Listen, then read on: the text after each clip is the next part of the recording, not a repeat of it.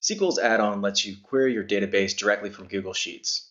To get started, create an account at SeekWell.io. Once you've created an account, you'll be able to see all the blocks and database connections that you've created in the app.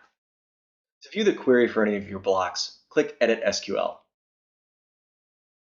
This query has a parameter in it which will let non-technical users update the query without having to edit the SQL.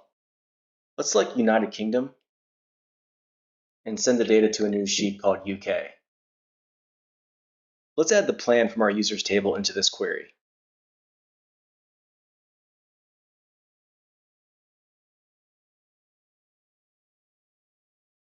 To create a fresh block, click Create Block, New SQL, and compose your query.